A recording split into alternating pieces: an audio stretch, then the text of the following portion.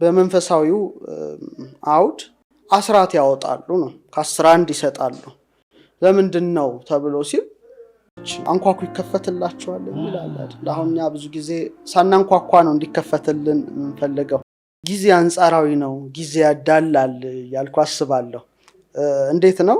24 ሰዓት ነው የተሰጠን ታይም አንስታይን ያለው ነገር አለ ለምሳሌ አውሪላቲቭ አንጻራዊ ነው ምን ይላል ከምትጠላው ሰው ጋራ 5 ደቂቃ ብትቀመጥ 5 ሰዓት የቆየ ይመስልሃል የሚለው አለ ከምትወደው ሰው ጋራ ደግሞ 5 ሰዓት ብትቀመጥ 5 ደቂቃ ያሳለፍክ ይመስልሃል የሚለው ሐሳብ አለና ጊዜ አንጻራዊ ነው ብዬ አስባለሁ እኔ በበረከት አምናለሁ የጊዜ በረከት የሚል ሐሳብ አለ ለምሳሌ ሰዎች በመንፈሳዊው አውድ አስራት ያወጣሉ ነው ከ11 ይሰጣሉ ለምንድነው ተብሎ ሲል ገንዘቡ እንዲባረክ ነው ሌላ ምን ትርጉም አለው አይደል እንጂ እግዚአብሔር ድሃ ሆኖ መታበደረው አይደለም የሰጠህ ነው ግን መልሶና ለምሳሌ ሰዎች እኔም አንተም 10,000 ብር ደሞዝተኛ እንሁን ቢባል ወይኔ ወያንተ በጣም ተትረፍርፎ ሰተው አላልቅ ብሎ ለምን ላንተም ተጠቀምበታለህ ወይኔ ወያንተ ደግሞ ወዲያው አልቆ የት ገባ አመድ ሆነ ልትል ትችላለህ ነው ሰው አስራት ስጥ ሲባል እንትኑ ይባረክልህ ነው ማለት ነው አይደል ብር ይባረክልህ ነውና እኔም በጸሎቴ መካከል የጊዜ በረከት እንዳገኝ ጸልያለሁ አንድ ቀን እንደውም የጻፍኳቸውን ገጾች ቆጠርኩና ወደ 8000 ምናምን ገጽ ሆኗል መጽሐፉ በገጽ ብቻ ዝም ብሎ ፕላስ ያው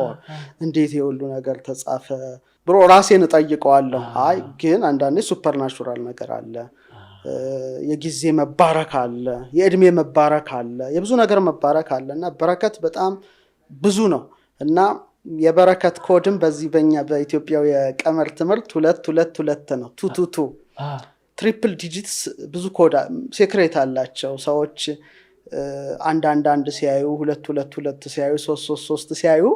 ዝም ብሎ የሚመጡ አይደሉም ነው ሶ የበእኛው ትምህርት ማለት ነው መጽሐፎች ላይ አብራርቼ ጽፋቸዋለሁ 222 ማለት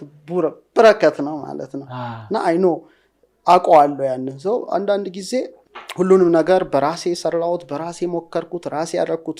ከማለት በእግዚአብሔር እርዳታ በሱ ቸርነት ሰራሁት ሲባል እየተጨመረ ላለው ይጨመራል ይሰጣል ምክንያቱም የሚባክን ጊዜ አይደለም የሥራ ጊዜ ነው ሚሽንህን ታቀዋለህ ሰርተ ማለፍ ያለብህ ነገር ትረዳዋለህ ስለዚህ ሊጨመርልህ ይገባል ከሌላውም ከማይሰራውም ቢሆን ላንተ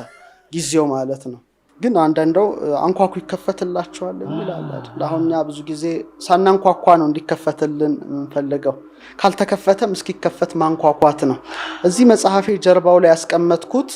ነገር አለ ምን ይላል ፊደላት ይላል የሆነ መሰላል ናቸው ብዬ ጻፍኩና አንድ ሰው የሚደክመው እስኪከፈትለት ነው ማንኳኳት አለበት በጣም ስታንኳኳ ዝናብ ከሆነ ጀርባ ላይ ያርፋል ምን ይላል በጣም ትዳከማለህ ግን ከተከፈተልህ በኋላ ነው ቤት ገባ ልፋት የለም ከዛ በኋላ ቁጭ ማለት ነው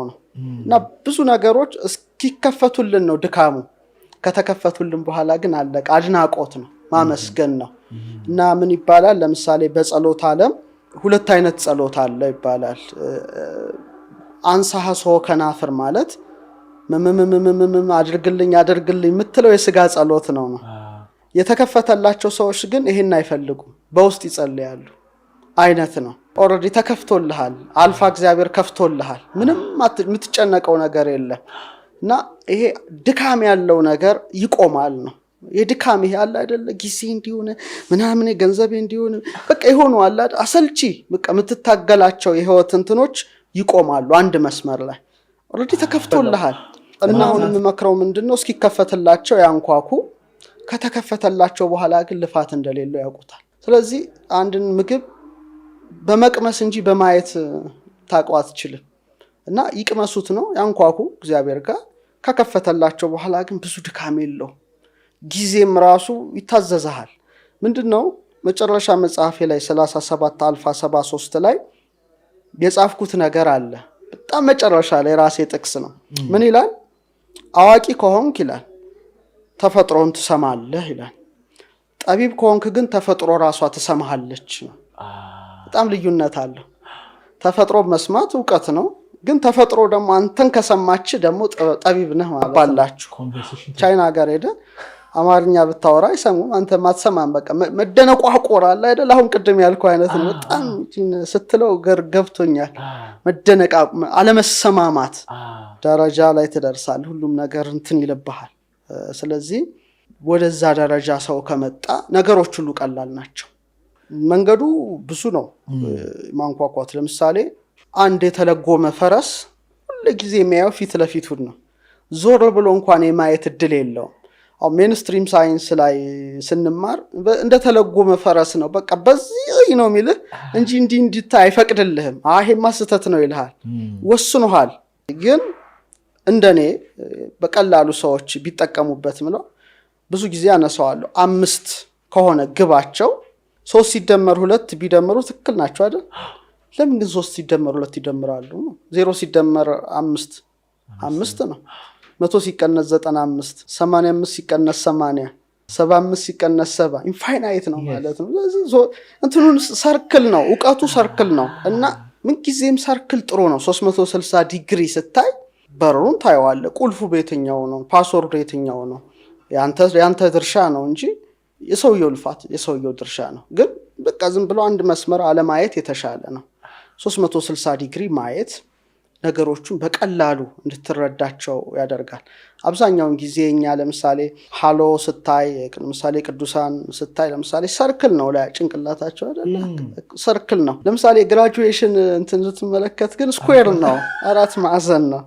እንትን ነው አሁን ለምሳሌ እንደዚህ አይነት ማለት ነው ምንድነው እሳት ውሃ ነፋስ መሬት ማተር ነው ማለት ነው የምትማረው ለቁስ ነው የምትኖረው ለቁስ ነው የምትሞተውም ለቁስ ነው እንትን የለውም የሊቅነት አሁን ለምሳሌ የሊቅነት የኢትዮጵያው ዕውቀት ሰርክል ነው ጥምጥ ከመጠምጠም መማር ይቅደም ይላል ክብ ማለት 360 ዲግሪ ማየት ማለት ነው እንጂ ዝም ብለህ እሳት ውሃ ነፋስ መሬት ማተር ውስጥ እየተመላለስክ ስፒሪትን ወይም ፔንታግራም አምስተኛዋን መንፈስ መቁረጥ አይደለም ስለዚህ ቁስ ነው የሚያየው ሰው በቃ ለመኖር በቃ የሆነ ነገር ይመጣል ቢባል በፍርሃት ነው የሚሞተው ለምንድነው ሁሌ እየኖረ ያለው ለቁስ ነው ያንን ሲያጣም ይሞታል አንዳንዱ እኮ የሆነ ነገር ተወረሰብ ሲባል ሊሞት ይችላል የኛው ሰው ግን አይሞትም ሌላ ዓለም አለኝ ይላል ልዩነት አለውና በዛ ደረጃ ሰዎች ቢያዩ ነገሮችን በጣም ሰፊ ዓለም አለን የሚለው እይታ እየጨመረ ይመጣል የሚል ሐሳብ አለኝ በዚህ አጋጣሚ ካነሳው አይቀር ለምሳሌ ሁላችንም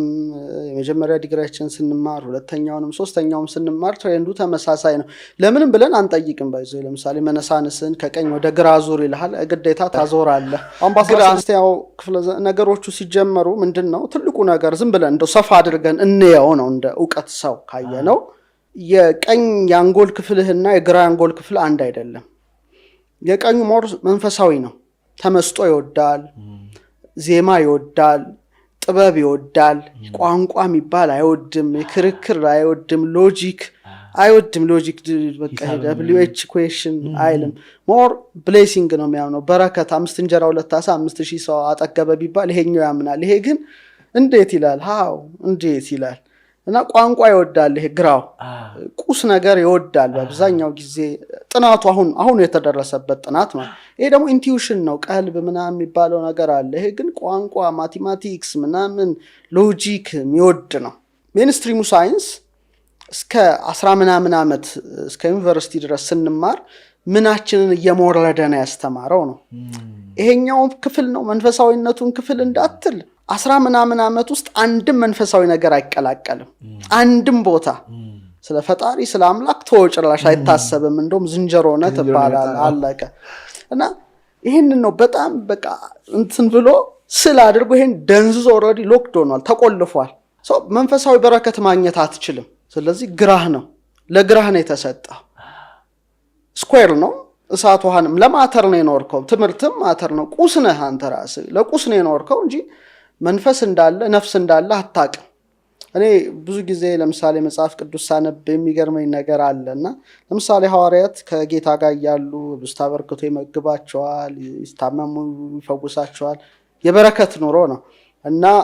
ሞትን ድል አድርጎ ከተነሳ በኋላ ወደ ቀደመ ስራቸው የሄዱበት ታሪክ የጥብርያዶስ ይገርመኛልና አሳ ወደ ማጥመድ ስራ ተመለሱ ወደ ኋላ ታገላሉ አንድም አሳ መረብ ውስጥ አልገባም ይላል እና መረቡን በቀኝ ጣሉት ይላል በቀኝ ሲጥሉት 153 አሳዎች ተገኙ ነው። ትልልቅ አሳዎች ናቸውና መረቡ አልተቀደደም። ያ በጣም ተደንቀው ደግሞ ሲወጡ ማን እንደሰራው የማይታወቅ ሌላ የተጠበሰ አሳና ህብስት ደግሞ አለ ፍሙ ጋር። ቀኝ ጣሉት የሚለው ነገር ሁሉ ጊዜ ያሳስበኛል። እና ቀኝን መከተል፣ ቀኝ ኃይል ነው፣ ቀኝ ብርታት ነው፣ ቀኝ ጥንካሬ ነውና ዓለሙ ግን በቃ ስግብግቡ ዓለም ወደ ግራ ነው የሚመራ፣ ግራ ነው የሚያጋባ። ለቁስ ነው የምትኖረው፣ አለቀለ በቃ ቁስን ካጣህና ከአንድ ዕውቀት ወደ ሌላ ዕውቀት መሻገር ነው የሚሉት ከቀኝ ወደ ግራ። ለኔ ግን ስሜት አይሰጠኝም እኮ ከአንድ ዕውቀት ወደ አንድ ዕውቀት ከሆነ ለምን ከቀኝ ወደ ግራ ሆነ? እና የተማርኩትም ዩኒቨርሲቲ ያለው አጠቃላይ ከሃይ ስኩል ጀምሮ እስከ ትልቁ ድረስ ግራ ብሬኔን የሚሞርድ እንጂ ቀኙን ዊዝደምን የሚያነሳሳ፣ አርትን የሚያነሳሳ፣ ዜማን የሚወድ፣ ኢንቲዩሽን የሚወድ አይደለም። አንድም ቦታ እንዳውቅ አልተደረኩም ነው። ስለዚህ ሰዎች እንግዲህ መረባቸውን በቀኝ ጣሉ።